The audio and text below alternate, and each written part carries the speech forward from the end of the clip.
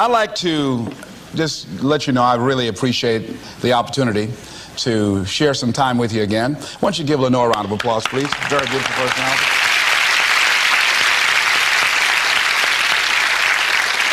I'm very, very supportive of this ministry. I think that Jack Boland is ahead of his time, and the people here who show a level of concern in terms of empowering people and helping them to develop the skills that are necessary to navigate through some of the treacherous waters of life is something that's very much needed. This evening we're going to be looking at how to get unstuck. I think some of you know what I mean. Sometimes we have to ask ourselves, what's using my life? Heard a guy give a lecture one time that says, we are today what we were when. And he was talking about the fact that we, to a great extent, behave, think, react because of some previous experience that we've had. One of the things that we know about life is that it is always changing. Sometimes you're up, sometimes you're down.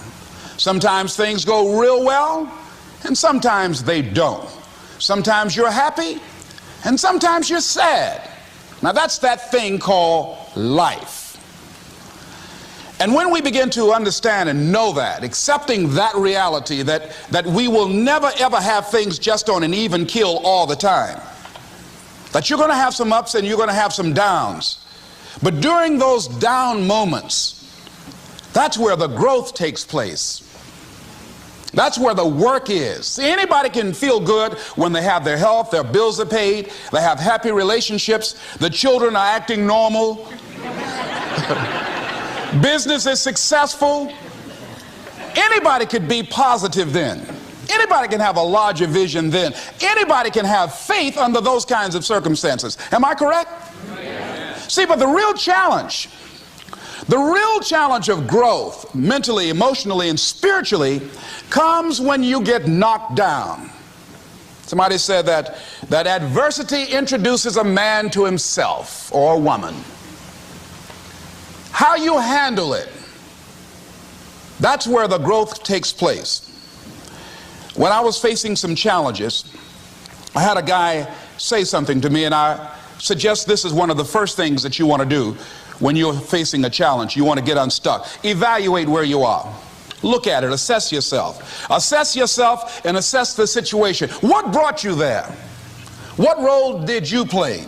Earl Nightingale had a saying I like. He said, all of us are self-made, but only the successful will admit it.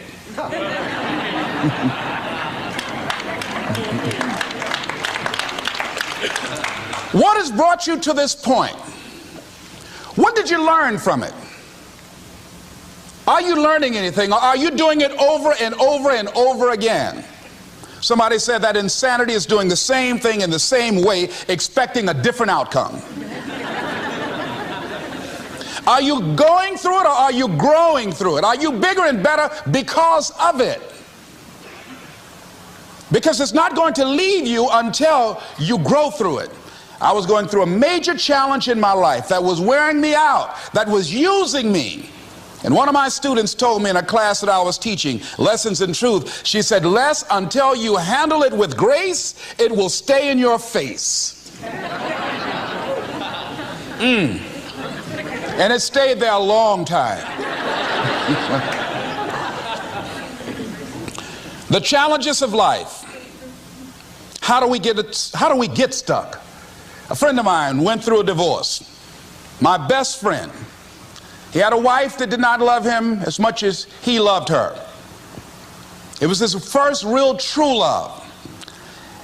He was a very religious man. Did not believe in divorce. He made a mistake. And he paid for his mistake with a lot of pain, a lot of tears. And there came to a point where he knew he should have gotten a divorce. But he was stuck. He was stuck in something called revenge.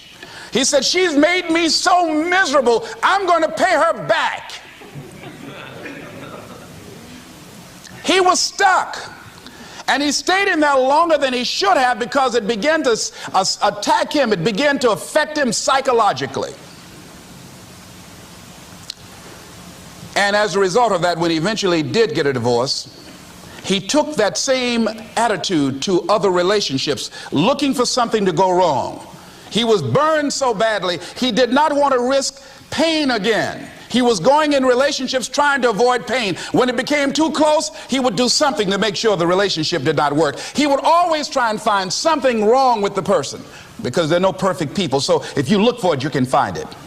He was stuck in revenge. Another friend of mine, working on a job, loved the company very much, expected to retire there. And one day they called him in the office, asked him for his badge and identification, called the security man up, walked into his desk, told him he was fired and he had to leave then. He was devastated. And if you came anywhere near him, he will tell you his story, as we all have stories. Even when he got a job, he went on the job telling anybody who would listen how they fired him unjustly. And he always ended with, "It wasn't fair." Life isn't fair. Life just is. It's not fair that birds eat worms, and they do. So we can't even deal with what's fair. But he's stuck in the fact that it's not fair. I don't deserve that. They were wrong. I used to be a state legislator in Columbus, Ohio. During the break, we used to go out on the front lawn of the Ohio legislature, at the Capitol there, and observe people as they came by. There was one particular person that all of us knew. The children, adults, everybody used to pick at him when he came by. We called him Chicken Man. He had a feather in his hat. He had a toy chicken on top of his car that he would drive around the area in downtown, blinking his lights and occasionally blowing his horn. When he got out of his car, he would walk downtown with a baby carriage with two little baby dolls in there and a picture of a woman. And when you say something to him or came near him, you would hear him making the sounds of a chicken. All of us used to laugh at Chicken Man. We didn't know Chicken Man's story.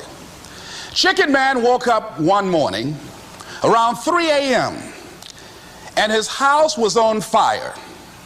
He panicked and he got out of the window and left quickly, only to get outside to hear his children and his wife screaming for help. He ran back to the door to go in to save them, and the flames were too hot, too awesome. He tried to get in, he couldn't get in. He was desperate, frantic. Pretty soon the cries stopped. They perished in the fire. His brother-in-law came, found out that his sister had died and his nieces in the fire, grabbed Chicken Man and started beating him. "You chicken, why did you save my sister? You're a chicken, you're a chicken." When the people pulled him off Chicken Man, they picked him up and said, "Are you all right?" And Chicken Man looked at him and he started making the sounds of a chicken. He never ever overcame that tragedy. He was stuck from that experience. None of us knew why Chicken Man went around with this picture and these little dolls. I remember when I was stuck in anger for a long time, when I made a commitment to my adopted mother that I was going to purchase her a home. I'll never forget the experience of working real hard to get the money for the down payment. Someone had told me of a beautiful home in an exclusive area of Miami. I went to see it, took my mother there, and she said, "Yes, I want it." It was on the water. We went to the closing. My attorney said, "Les, have you had a title search?" I said, "What's a title search?" "Well, we just take a couple of days to check it out and make sure there are no liens against the property that you might have to pay if you buy this home."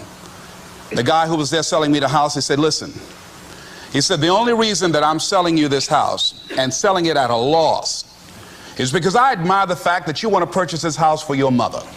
I have another guy who will give me substantially more money, but I like you. And I've got to get back to Philadelphia. Now, if we cannot consummate this deal now, then the deal is off."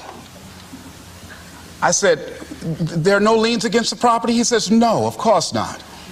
I looked at my attorney. I said, "I believe him. I'll sign." She said, "Mr. Brown, I'm not questioning his honesty." She said, "But business is business." I signed that contract. And we had a big celebration. Everybody in the neighborhood was talking about Leslie coming home, one of the twins that Mamie adopted. to buy her a home. Child, isn't that nice?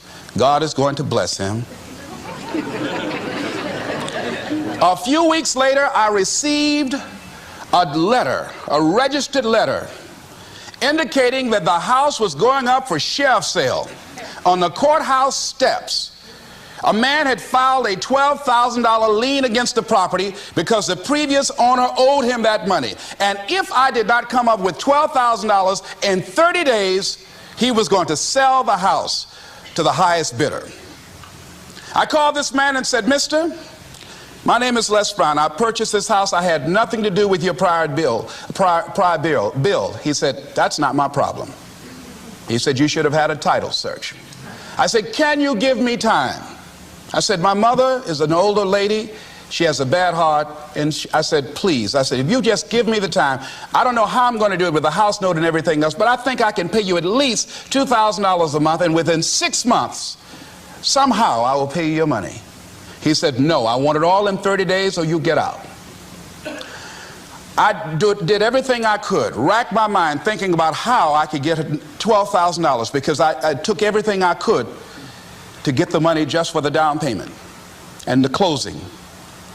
I finally had to face the reality that I wasn't going to be able to do it.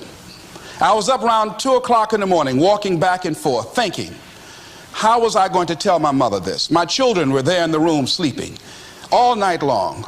I agonized over this. I lost over 23 pounds. Pretty soon I went in the room where my mother was sleeping, and I said, "Mama," I got down on my knees by the bed. I said, "Mama, I got to talk to you." And she said, "What's wrong?" I said, "Mama," I said, "we got to get out the house." I said, "In my haste to buy the house, I made a mistake." She said, "That's all right, baby. I didn't like this house anyhow."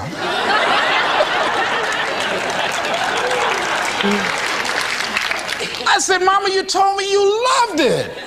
I brought our friends out here to see it." She said, "You know I have arthritis in my knees, and I don't like going up the steps, but I knew it made you happy. You loved it so much." I said, "Mom, I've lost 23 pounds agonizing over this." Well, we had to pack up and go back to the old house down the street from Northwestern High School in Liberty City. All those neighbors who came out and saw us leave, those neighbors were there as we were coming back. We went in the house, the roaches were playing cards, saying, "Come on in and take a hand." I was wiped out. I was embarrassed and humiliated. Words cannot encompass the symbolism of what I felt. I remember when I was unloading the furniture and I began to cry. My sister came by. "You know you didn't have any money to buy no house, Mr. Big Time. Hadn't given me a quarter. You know Mama got a bad heart, now y'all back where you belong." As I was crying and my head down, taking furniture in, my mama said, "Hold your head up." I said, "Mama," I said, "I just feel so bad about this, Mama." She said, "Hold your head up and dry your tears. You have nothing to be ashamed of." And I did, as we unloaded that furniture in that house. For several weeks, I was numb. I was immobilized with anger. If I had seen that guy, I was thinking about flying to Philadelphia. I had all kind of dreams about him. And I didn't want to hit this guy here. Hitting would have been too good for him. I just wanted to just grab him and just bite him. I just made him found him. They say, "Well, we found this guy just chewing on him." Beating would have been too good for him. I'd have just bit him every time he... I'd have been like a Doberman Pinscher. Yeah? God would have said, "I thought I made everything, but I don't know where this came from." I was reading a book on forgiveness.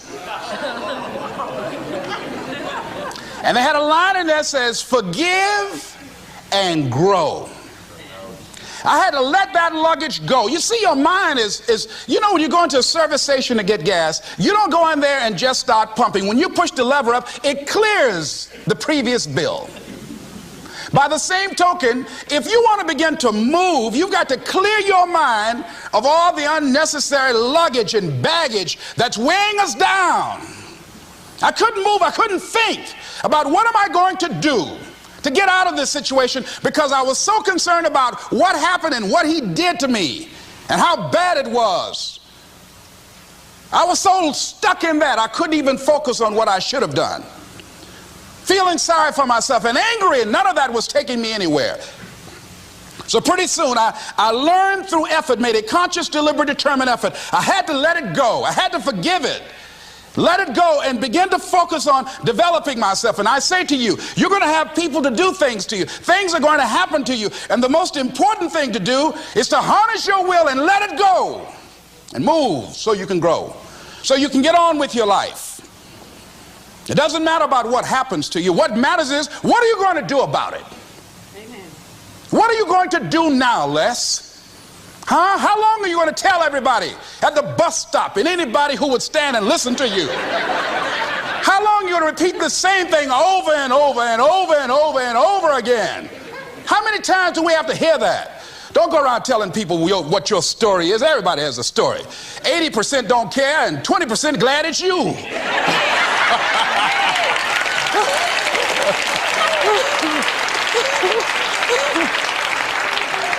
They say, I'm glad that didn't happen to me. Sometimes you think you got some problem. You hear somebody else's problem, and if their problem is real bad, it make you feel good. Am I right? All right. So I had to let that go. All of us got stories to tell. Chicken Man allowed his tragedy to destroy his life. All of us have experienced some tragedy, and if we haven't, we will. And you can either let it destroy your life, or you can build upon it. You can permit it to let it hold you down, or you can decide, I'm not going to let that happen to me. I'm bigger than this. Make a declaration to yourself. Declare all out war that you're going to get out of this rut. I don't care how good you are. I don't care how talented you are. I don't care how much you work on yourself. There are some times when things aren't going to go right. They just are not going to go right. There are times when anything that can happen will happen. Murphy's Law will be knocking at your door. Why? I don't know why. That's called life. And you have to deal with it. Sometimes your life will be in a slump, just like sports. Some of the best shooters can't hit baskets different times in games. They get in a slump. Do they sit on the sideline and say, I just didn't hit a basket today? No, they continue to execute. I suggest to you that if you are facing a challenge, don't stop. Stay busy. Work your plan. Continue to do those things that you know that work for you after you have evaluated yourself in the situation. Continue to move. Stay busy, stay busy, stay busy. Repeat after me. Help somebody. And help yourself. Because what you give is what you get. Find somebody that you can help so you can forget about you for a moment. See, sometimes the best thing to do is to be. Sometimes you have to just back up and go within yourself. A bow and arrow, you can't take a bow and just push it out an arrow. You just can't push the arrow out. You have to pull it back and then release it. Sometimes you have to back up and go within and pray and meditate and recharge your batteries. Go away, clear your head, and then come back and look at it from a different vantage point. Don't operate while you're under the spell or the effect of what's going on. Next thing is that you've got to activate the thinker in you. Don't allow your emotions to control you. We are emotional, but you want to begin to discipline your emotion. If you don't discipline and contain your emotions, they will use you. Your mind goes on automatic, just like a guard. I loved reading the book called As a Man Thinketh by James Allen. He uses the analogy of the mind being like a garden. Weeds don't have to have any encouragement to grow. You don't have to water them. They don't have to get sunshine. They don't have to have fertile ground. They will grow through the cracks of a sidewalk. Am I right? But if you want to grow orchids or roses or any kind of exotic flowers, there are special processes and procedures you must go through. Well, by the same token, you don't have to force yourself or motivate yourself to think negatively, to be depressed, to hate somebody, to want revenge, to want to get back at somebody, to beat yourself up over the head, to feel loaded with guilt. You don't have to make any effort to do that. Your mind is on automatic. It will do that by itself. But if you want to begin to move into your own personal greatness, if you want to begin to really enjoy a happy, successful, healthy life, you've got to be willing to go against the tide. You've got to be willing to harness your will and say, in spite of this, I'm in control here. I'm not going to let this get me down. I'm not going to let this destroy me. I'm coming back, and I'll be stronger and better because of it. You have got to make a declaration that this is what you stand for. You're standing up for your dreams. You're standing up for peace of mind. You're standing up for health. You want it, and you're going to go all out to have it. It's not going to be easy. When you want to change, it's not easy. If it were in fact easy, everybody would do it. But if you're serious, you'll go all out. So yes, I'm going to turn this situation around. I'm not going to sit back and moan and cry over what happened and what went wrong and who did what. I'm going to do something about this situation. The next thing that is important is that expect things to get better for you, because they are. See, life is cyclic. You're not, whatever experience you're having right now, it has not come to stay. It has come to pass. Not to stay, just to pass. It's just going through. The biggest challenge is to know what's happening. This is a part of this thing we call life. This too shall pass. And maintaining perspective, putting it in perspective. I was doing a training at a college, and it was a 2-day training during orientation. And in the training that I provide, I'm a motivational speaker, but I conduct processes in personal dynamics, where people begin to go through changes that stimulate the right and left hemisphere of the brain, enable them to see themselves differently.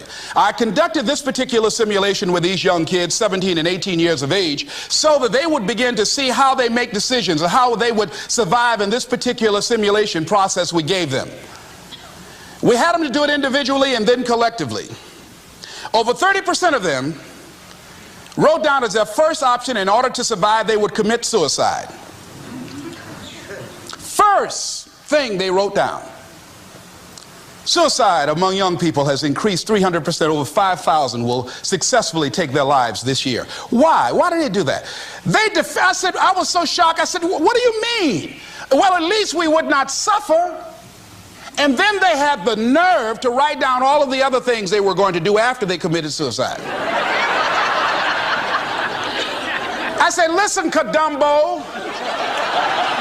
No, when you come up with a permanent solution for a temporary problem, that's it. Game's over. That's it. You're not going to do anything. Anybody wrote suicide at the top, you can put your pencil down.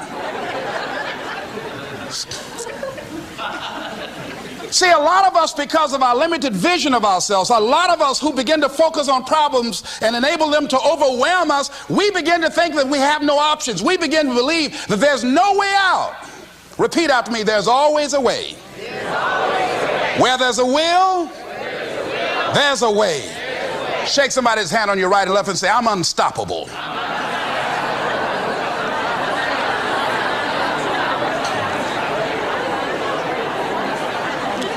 You've got to make those kind of declarations to yourself. I'm unstoppable. This will not get me down. And if I get knocked down, I'm going to be like Leo Pascal. You said you're going to have some low moments in life, but when you do, you will have high lows when you work on yourself. What are some of those things that you can do during this period of time? Go for walks. Do some things for you. Just go for a stroll so you can engage in some reflective thinking on life, on yourself, looking and enjoying the universe, smelling the roses along the way. Listen to upbeat music, music that inspires you. I have oldie but goodies. I have strategies that I engage in to recharge my batteries. I'm preparing for that because I know things are going to happen that I cannot anticipate. A very good friend of mine died the other day. I had a program for myself. I have books that I read that inspire me, tapes that I listen to that fire me up. Because you're going to have sometimes low moments when you won't want to get out of bed. You just want to stay there. At times you won't want to come out the house. At times you'll be feeling bad and don't know why. What's wrong? I don't know. Just leave me alone. Why did that happen? I don't know. It's called life.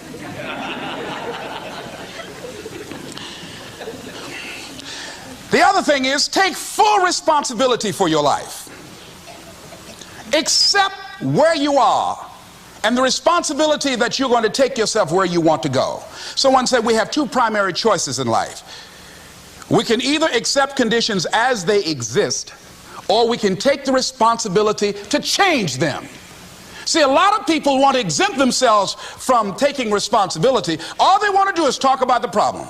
Every time you see them, they'll tell you their story over and over and over and over again. No, no. You want to take responsibility for your life. I got me here, I can get me out of this. And I'm getting out. I'm not going to be a volunteer victim. George Bernard Shaw said there are two kinds of people in life. You know, he said those that make things happen, those that watch things happen, and those that don't know what happened. And he said the people that get along in this life look around for the circumstances that they want, and if they can't find them, they make them. They create them.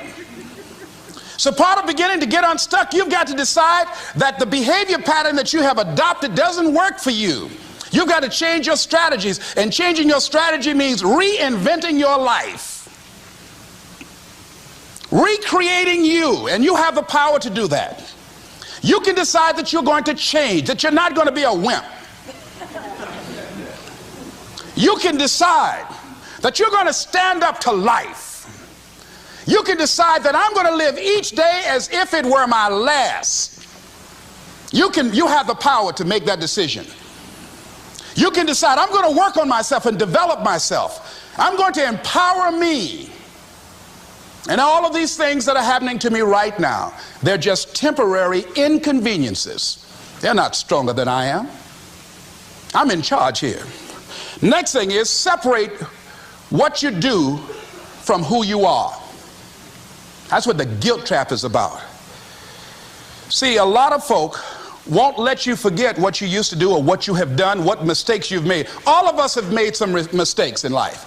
All of us have done some things that if we had them to do over again, we wouldn't do it again. There are a lot of things that if I had it to do over again, if I knew then what I know now, I would have done it differently. Well, it didn't happen that way. And that's what you call life. I didn't do it like that. Oh, you don't want me to live that down? How you want to keep on putting that in my face about what I did? Guess what? I'm not interested. That's what I did then. Won't do it today, so you are picking on an innocent man. Hello.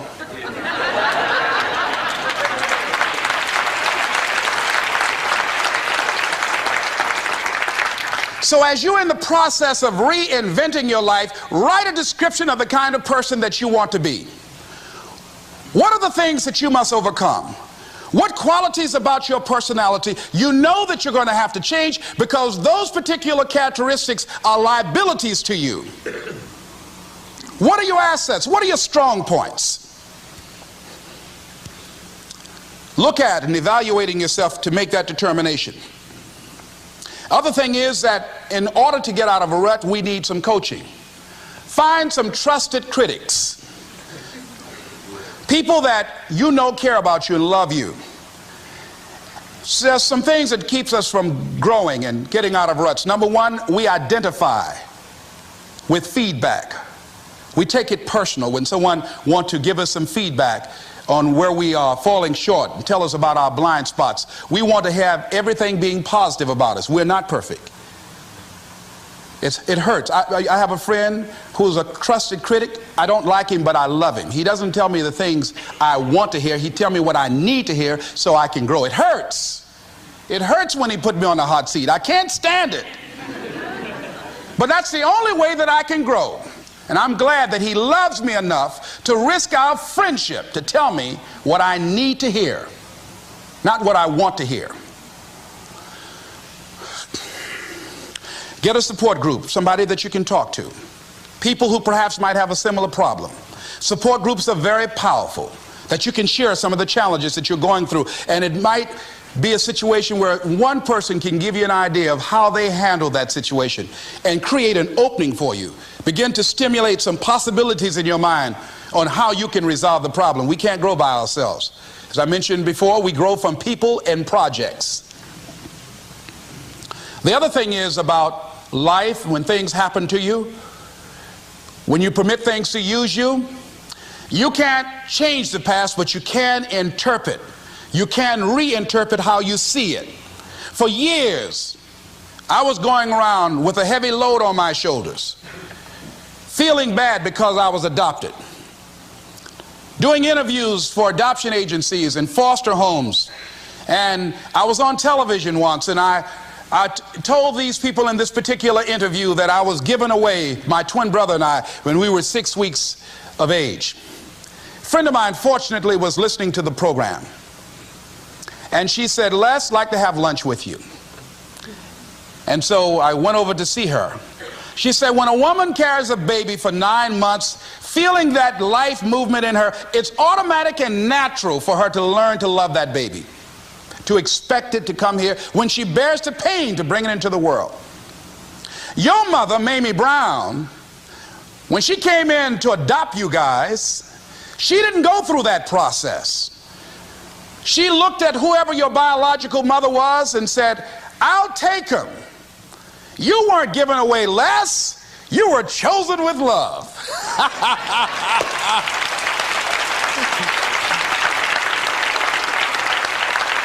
Same circumstances, same event, but reinterpreted.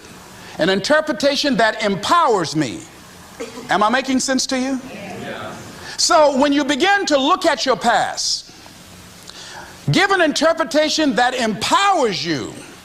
That's where I used to be. That's not where I am now. I'm growing. Now I want you to think about, in your mind right now, think about some particular event or act in your life that you feel very bad about, that you really regret that took place. If you had to do over again, you would do it differently.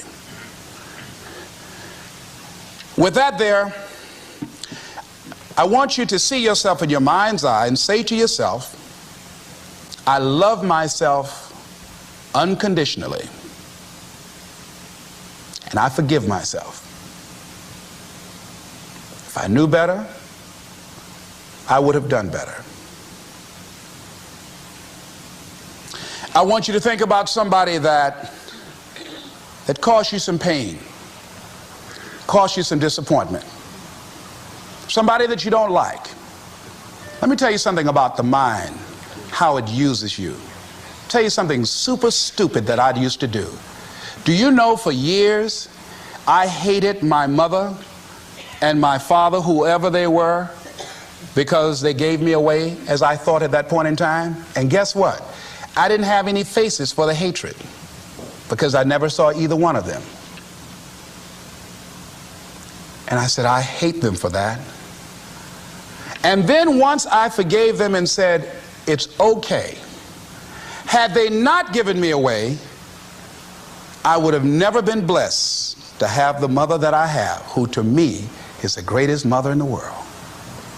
So the universe unfolds as it should.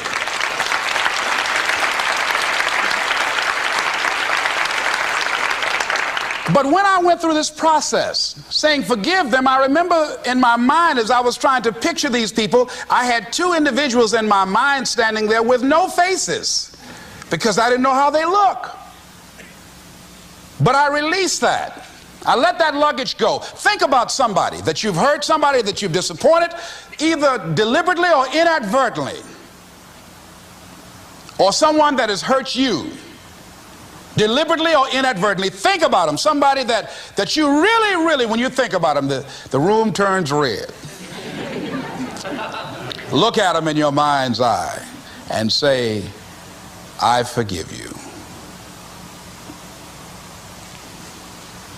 I forgive you unconditionally. Whew, boy, that's a heavy load to let off. When I thought about that guy, I said, wait a minute, I can't, no, you don't know what this guy did. This was my mama. You don't know what we went through. My student said, Les, forgive, let it go. If you want to be forgiven, you better forgive somebody. None of us are perfect. All of us have made some mistakes. And it wasn't easy. It's not easy forgiving, am I right? It's hard. See, everybody won't forgive. They say, I forgive, but I don't forget now.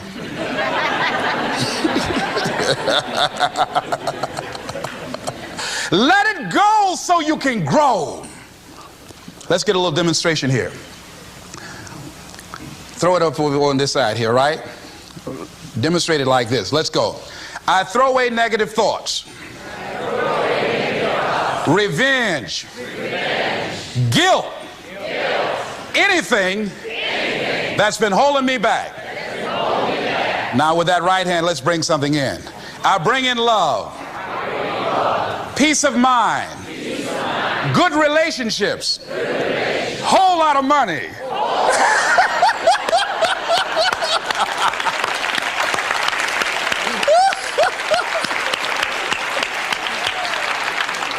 I don't know why people raise their voices when we say a whole lot of money.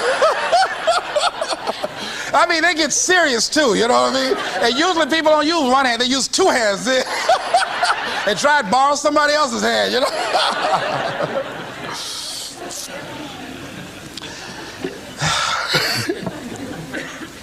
Reinterpreting our past. Understanding and knowing that we can move from where we are. That we can begin to design the kind of life that empowers us, that gives us happiness, that enable us to be on top of who we are. Knowing that as we begin to explore new horizons and new vistas in life, that as we begin to focus on developing ourselves, as we begin to elevate ourselves and not to follow the crowd, activating the thinker in us and disciplining and putting on hold the emotional part of ourselves. It's not easy, but through practice and practice and practice, practice makes what? Absolutely not. Dismantle that belief system. Practice makes improvement. You can always better your best. You can always go beyond anything that you have ever done. You'll never hit a state of perfection. You're always bigger than what you do. And so all you're looking for are new breakthroughs through practice and practice and practice. You'll get better and better and better. And there's still some things that will happen to you that will catch you on the blind side that you did not anticipate. You'll get knocked down, but you won't be knocked out. You'll be able to get to your feet again, be on the ropes, but you'll have a fast recovery rate when you work on yourself. Read inspirational books, of course. Listen to tapes that begin to inspire you, and stay around people who will empower you.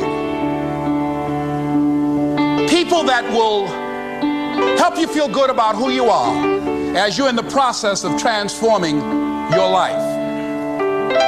Life is so beautiful. Today someone gave me something on life called What is Life? I'd like to share it with you. In summary, getting unstuck means that you are going to start living life on your terms rather than just gliding through every day on automatic. That you are aware, that you're stimulated and you're excited about your unfolding future. That you have a special power within. That you know that things are going to get better for you. You know that you can handle this, and sometimes you have to cry. Sometimes life will take you to your knees. But the pain opens spaces in the heart for joy. Somebody said about life, I love this, says, life is like an onion. You have to peel it one layer at a time. And sometimes you cry.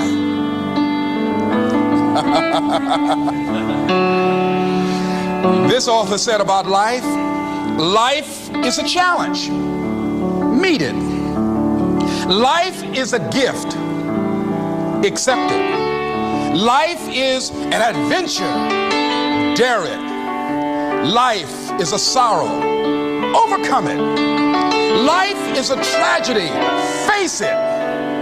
Life is a duty. Perform it. Life is a game.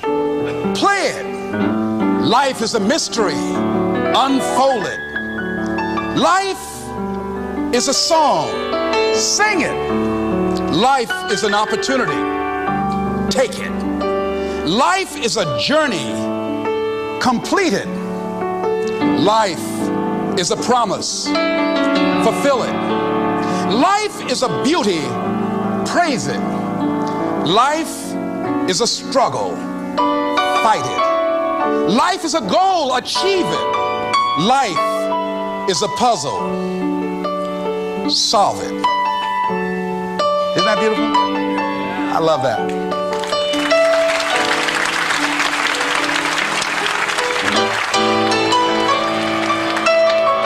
Remember something I heard in high school. It's called, I met a man today. At first I said he's Irish, for he has an Irish way. A sympathy and friendliness that warms you through and through. And then I thought, oh no, he's not. He really is a Jew. His eyes so dark and eloquent, like eyes of pearl, like those of Peter maybe, or perhaps Emmanuel. He stood there with a quiet grace, so slim he was and tall. I knew he was an Englishman and not a Jew at all. And yet his skin was very fair, a Viking he could be, such as those who cast their ships against the sea. His hair was dark with the mist of India, Japan. His courtesy was China's own, his dignity Iran. I met a man today and he was marvelously fair. He really was a child of God, and he came from everywhere. This is Mrs. Mamie Brown's baby boy saying it's been a plum-pleasing pleasure as well as a privilege. Thank y'all here.